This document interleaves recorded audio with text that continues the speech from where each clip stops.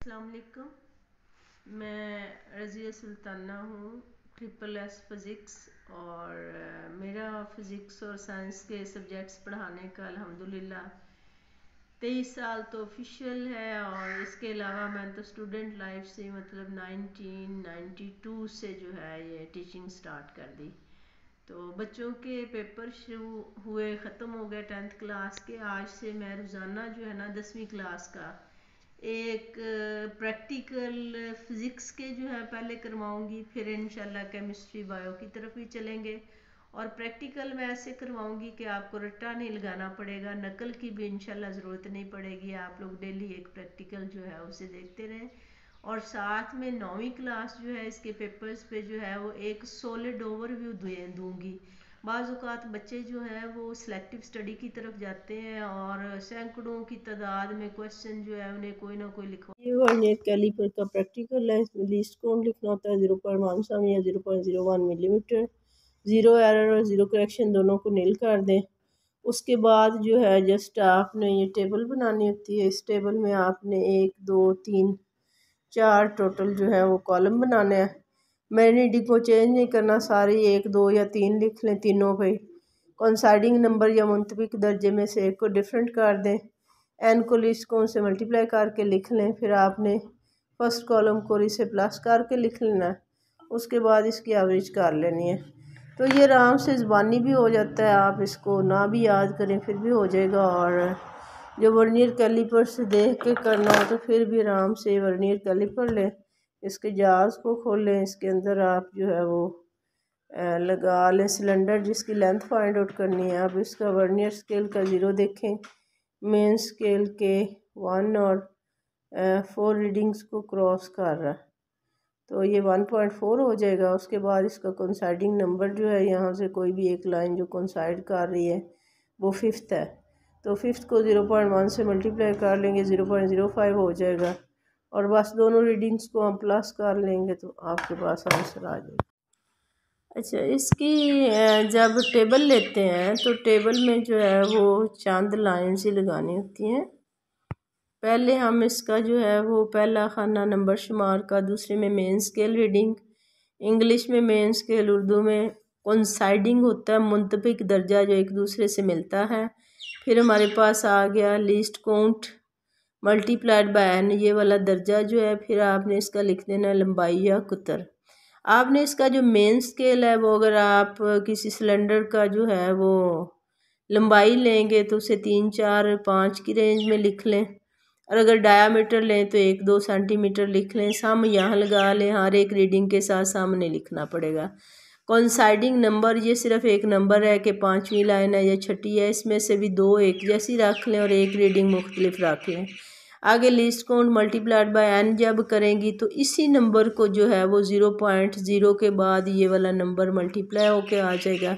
फिर आपने लंबाई या कुतर जहाँ पे लिखना है तो उसमें आपने फर्स्ट वाली लाइन ये वाला लेना है, फिर पॉइंट लगा लेना है। और ये नंबर जो है वो 0.056 है तो 0.05 0.06 0.03। अब ये तो हो गई 3 रीडिंग्स। इन रीडिंग्स के बाद जो है आपने करना क्या होता है कि इनकी एवरेज या औस लेनी होती है, इसका भी नंबर होता है। नॉर्मली जो है वो एक नंबर हमारे पास आ जाता होता है शक्ल बनाने का, वो आप सीख लें, लाजमी होता है। इसकी वर्नियर कैलिपर या स्क्रू गेज की शक्ल बनाएं। एक नंबर इसका शक्ल का, एक आपके पास आ जाता है लीस्ट काउंट लिखने का, एक आता है 0 एरर और 0 करेक्शन लिखने का। फिर आपके पास जो है इसके तकरीबन 4 नंबर, एक प्रैक्टिकल आपके पास होता है मेरे ख़्याल में 12 नंबर का। 12 और 12 24, 2 प्रैक्टिकल करने होते हैं और 3 नंबर की कॉपी और 3 नंबर का वाइवा होता है। तो अब आपके पास 1 2 3 और इसके आपको 4 या 7 नंबर होंगे, जो भी होगा एक एक रीडिंग का। तो उसके बाद एवरेज का भी नंबर होगा और यूनिट जो है वो भी लाजमी लिखेगा। तो नॉर्मली जो 2 एक जैसी रीडिंग्स होती हैं एवरेज लें तो वही आंसर आ जाता है। अब ये देखें कि ये अगर इसका हम एक शॉर्ट ओवरव्यू लें तो ये कुछ भी नहीं है, ये इतनी सी टेबल है। बच्चे जो है इन्हें ये टेबल जो है वो अपनी कॉपी पे भी मिल जाएगी और प्रैक्टिकल करते हुए मतलब घबराते नहीं हैं। बजाय इसके कि बच्चा जो है वो लेकर जाए, कोई चीटिंग ले जाए, घबराता जाए, हाथ पाँव काँप रहे हों, क्या आएगा।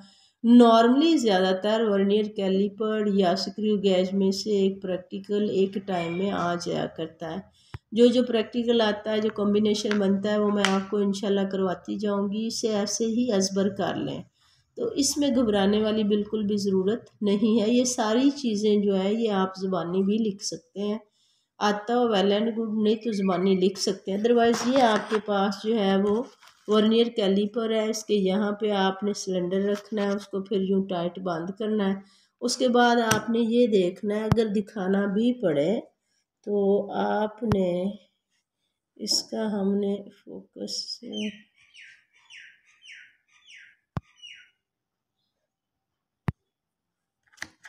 इसका ये वर्नियर स्केल है। आपने ये देखना होता है कि इसका वर्नियर स्केल का ज़ीरो जो है वो मेन स्केल की किस रीडिंग को क्रॉस कर रहा है। अब अगर हम यहाँ पे देखें तो ये 2 है और 2 के बाद जो है वो 4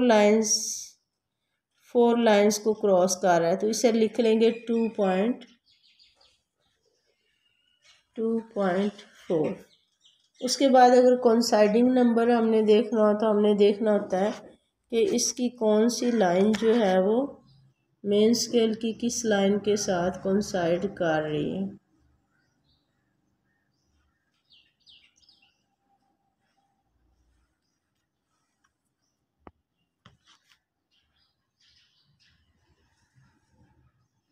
इसका तकरीबन 8वां नंबर जो है ना मेन स्केल के साथ कोइंसाइड कर रहा है। अब अगर मैं यूँ करती हूँ तो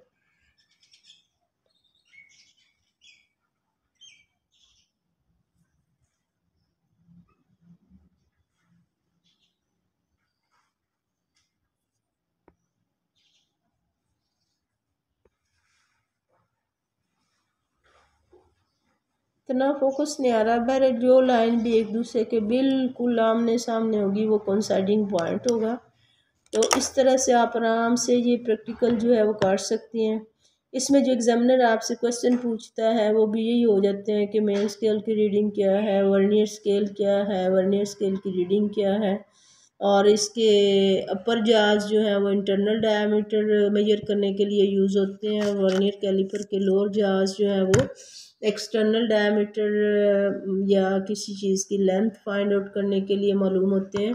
और ये अप टू 0.1 सेंटीमीटर या 0.01 मिलीमीटर जो है यहाँ तक एक्यूरेट रीडिंग जो है वो दे सकता है। अपना बहुत ख्याल रखिएगा। अल्लाह हाफिज़।